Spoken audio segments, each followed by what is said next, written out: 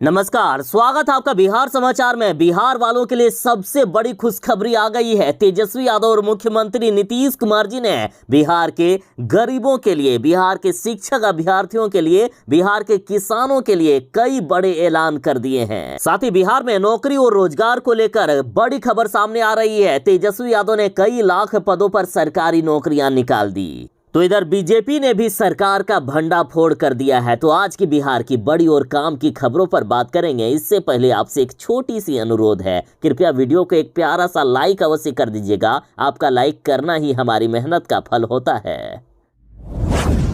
बिहार वाले जरा सावधान हो जाएं। मौसम विभाग ने आपके जिले में खतरनाक बारिश को लेकर अलर्ट जारी कर दिया है। बिहार के 21 जिलों में आंधी बारिश के साथ तेज बिजली गिरने को लेकर प्रबल संभावना जताई गई। साथ ही मौसम विभाग ने कहा कि बिहार में 21 मई तक तेज हवाएं चलेगी और बारिश की प्रबल संभावना है। मौसम विभाग ने आज से ही बिहार के 21 जिलों को अलर्ट रहने को कहा है। देखिए, मौसम विभाग के मुताबिक राज्य के ऊपर से एक ट्रफ लाइन उत्तर बिहार से मध्य छत्तीसगढ़ की ओर गुजर रहा है और इसी वजह से राज्य में तेज हवा के साथ भारी बारिश की संभावना जताई गई। और बिहार के जिन जिलों में बारिश होने वाली है, ये जिले हैं बिहार के पश्चिमी चंपारण, पूर्वी चंपारण, गोपालगंज, सिवान, मुजफ्फरपुर, शिवहर, सीतामढ़ी, दरभंगा, मधुबनी, सहरसा, सुपौल, मधेपुरा, अररिया, कटिहार, पूर्णिया, सुपौल, नवादा, गया, औरंगाबाद, रोहतास और कैमूर के साथ बिहार का पटना। बारिश के साथ ही बिहार के इन जिलों में गर्मी से भी राहत मिलेगी।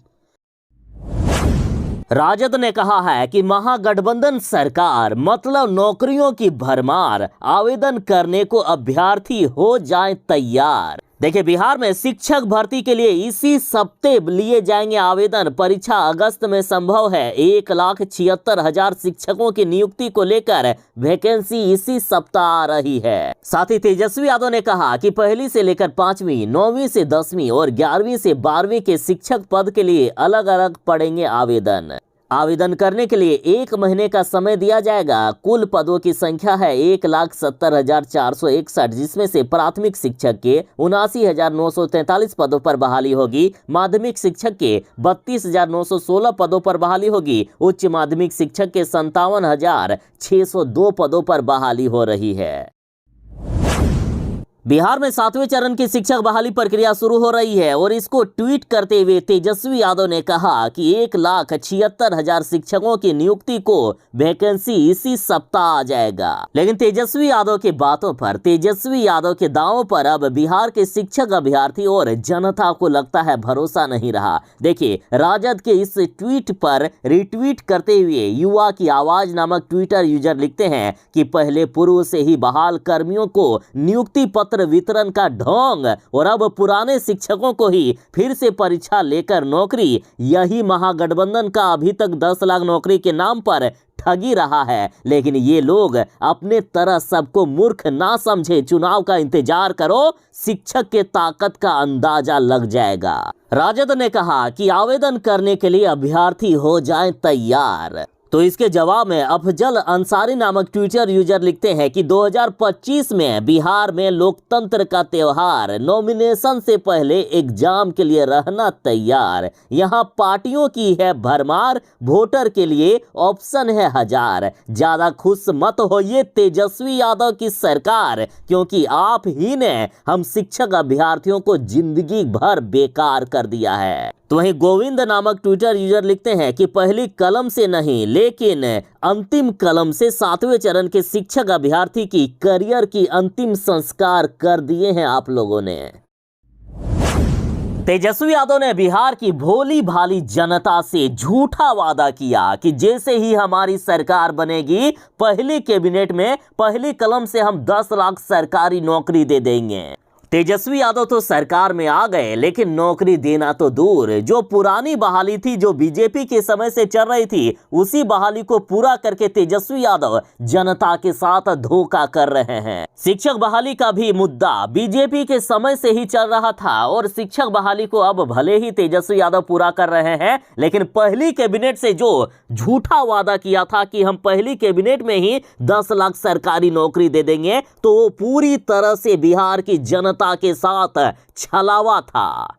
और तेजस्वी यादव के इन्हीं झूठी वादों पर अब प्रशांत किशोर ने कहा है कि उनके बाबूजी का राजतंत्र नहीं है कि एक साइन में नौकरी मिल जाए। प्रशांत किशोर ने कहा कि बिहार में तेजस्वी यादव के बाबूजी का राजतंत्र है, जो एक साइन में करके वे 10 लाख सरकारी नौकरी दे देंगे। तेजस्वी यादव को इस विषय में कोई ज्ञान नहीं है, वैसे भी 8वीं पास नेता को आखिर कितना ज्ञान होगा। प्रशांत किशोर बोले कि बिहार के डिप्टी सीएम तेजस्वी यादव का ये दावा दिखाता है कि वे कितने बड़े अज्ञानी हैं। कैबिनेट के पास ये अधिकार ही नहीं है कि वे एक साइन करके किसी को नौकरी दे दे। प्रशांत किशोर ने कहा कि बिहार में उनके बाबूजी का राजतंत्र नहीं है।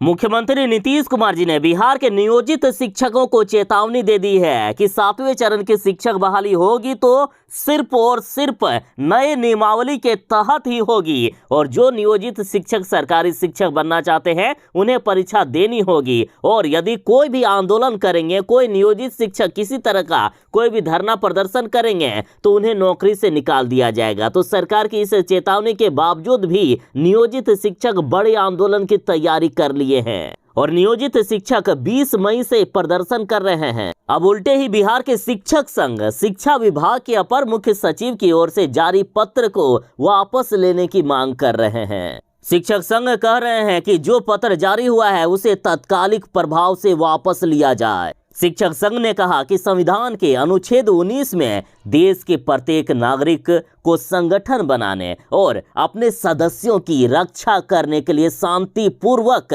सत्याग्रह धरना प्रदर्शन का मौलिक अधिकार है। यदि सरकार शिक्षकों के विरुद्ध कोई नियमावली अथवा कानून बनाती है तो उसका विरोध करना भारत के सभी नागरिकों सहित शिक्षकों का भी मौलिक अधिकार है। शिक्षकों को डरा कर धमका कर उसके मौलिक अधिकार को नहीं छीना जा सकता है। शिक्षक संघ ने कहा है कि जब तक राज्य कर्मी का दर्जा हमें बिना परीक्षा लिए ही, बिना कुछ किए ही नहीं दे दिया जाएगा, तब तक ये संघर्ष जारी रहेगा। बिहार में बाबा बागेश्वर के कार्यक्रम का समापन हो गया है। साथ ही इन्होंने जाते जाते बड़ा ऐलान कर दिया कि जब तक हमारे शरीर में प्राण रहेगा तब तक हम बिहार आते रहेंगे, और जब तक बिहार राममय नहीं हो जाएगा तब तक हम बिहार आते रहेंगे। साथ ही बागेश्वर बाबा ने ऐलान किया है कि वे 27 सितंबर को गया में आ रहे हैं। गया में दिव्य दरबार भी लगेगा और हनुमंत कथा भी होगी। साथ ही बागेश्वर बाबा ने कहा है कि हिंदू राष्ट्र बनाने का उनका जो संकल्प है वह बिहार से ही पूरा होता दिख रहा है। जिस दिन बिहार के 13 करोड़ में से 5 करोड़ लोग अपने घर के बाहर धर्म का ध्वज और माथे पर तिलक लगाकर निकलेंगे, उसी दिन भारत हिंदू राष्ट्र की ओर अग्रसर हो जाएगा। इन्होंने कहा कि राम की पूजा करें, सनातन संस्कृतियों को बचाएं। अब देश साधु संतों का अपमान नहीं सहेगा। अगर भारत में रहना है तो सभी को सीताराम कहना पड़ेगा। साथ ही बागेश्वर बाबा ने कहा है कि आने वाले समय में पूरे भारत में सभी लोग हनुमान भक्त हो जाएंगे। हम जिंदा तब तक रहेंगे, तब तक हम हनुमान भक्ति के लिए लोगों को जगाते रहेंगे। इन्होंने कहा कि हम तो अपने प्राण दांव पर लगाकर बिहार आए। बिहार के गरीब बच्चे भी डॉक्टर बनना चाहते हैं, लेकिन बिहार के सरकारी कॉलेजों में सीट सीमित है और बिहार के जो एमबीबीएस के प्राइवेट कॉलेज हैं उसमें से फीस इतनी ज्यादा कि गरीब बच्चे दे भी ना पाए।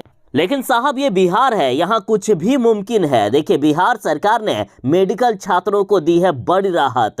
अब निजी कॉलेजों में भी एमबीबीएस की 585 सीटों पर सरकारी फीस पर नामांकन होगा। देखिए, नेशनल मेडिकल कमीशन के निर्देश के बाद राज्य सरकार ने सरकारी मेडिकल कॉलेजों का शैक्षणिक शुल्क निर्धारित कर दिया है और इसका संकल्प भी जारी कर दिया गया। बिहार सरकार ने इसी नए सत्र यानी 2023-24 से मेडिकल शिक्षा लेने वाले विद्यार्थियों को बड़ी राहत दे दी है। बिहार के सभी 9 प्राइवेट मेडिकल कॉलेज व डीम्ड विश्वविद्यालयों की आधी सीटों यानी 585 सीटों पर नामांकन व शैक्षणिक शुल्क सरकारी मेडिकल कॉलेजों के समान ही होगा। और ऐसे में इन महंगे कॉलेजों में दाखिला लेने वालों को 13 लाख सालाना फीस की जगह सिर्फ 40,800 रुपए पर नामांकन के लिए देना होगा और 22,700 रुपए सालाना शुल्क देना होगा।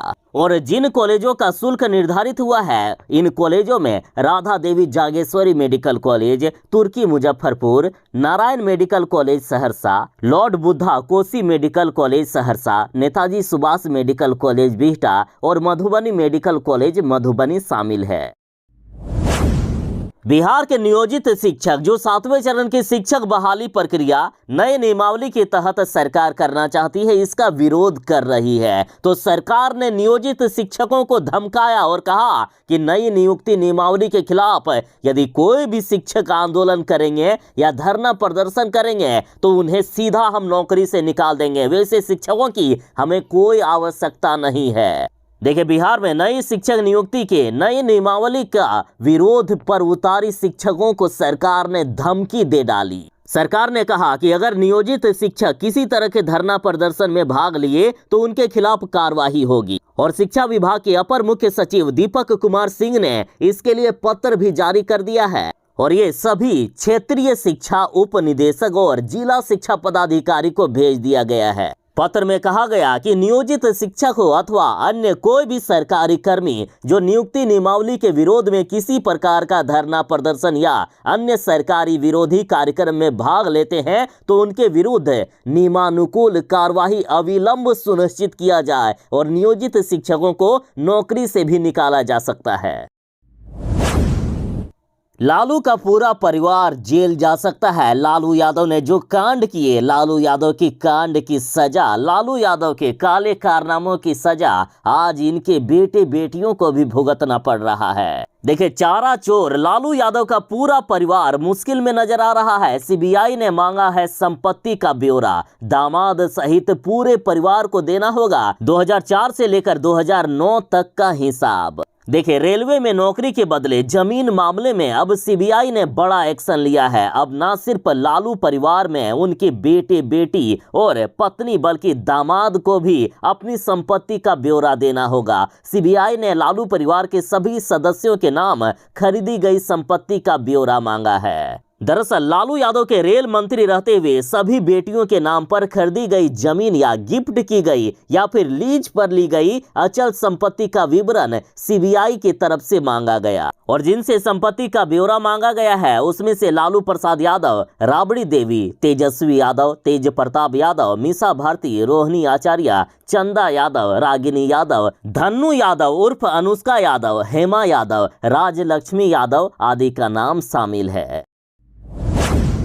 कांग्रेस के मुस्लिम विधायक ने बड़ा ऐलान कर दिया है कि वे देश का सबसे बड़ा हनुमान मंदिर बनाएंगे। इन्होंने कहा कि इसके लिए चाहे मुझे अपनी किडनी ही क्यों ना बेचनी पड़े वो बेच दूंगा, लेकिन देश का सबसे बड़ा हनुमान मंदिर बनाऊंगा। दरअसल झारखंड से जामताड़ा के विधायक इरफान अंसारी ने ऐलान किया है कि देश का सबसे बड़ा बजरंगबली मंदिर वे अपने विधानसभा क्षेत्र जामताड़ा में बनाएंगे और इसके लिए उन्हें अपनी किडनी भी बेचना पड़े तो वे बेच देंगे, लेकिन बजरंगबली का भव्य मंदिर अपने क्षेत्र में बनाकर रहेंगे। दरअसल कांग्रेस ने कर्नाटक में भारी मतों से विजय हासिल की है। कांग्रेस को मिली इस अपार जीत का श्रेय राहुल गांधी और बजरंगबली को दे रहे हैं। इरफान अंसारी ने दावा किया है कि बजरंगबली अब कांग्रेस के साथ है। बजरंगबली की कृपा इसी तरह से मिलती रही तो 2024 में भाजपा का भी देश से सफाया हो जाएगा।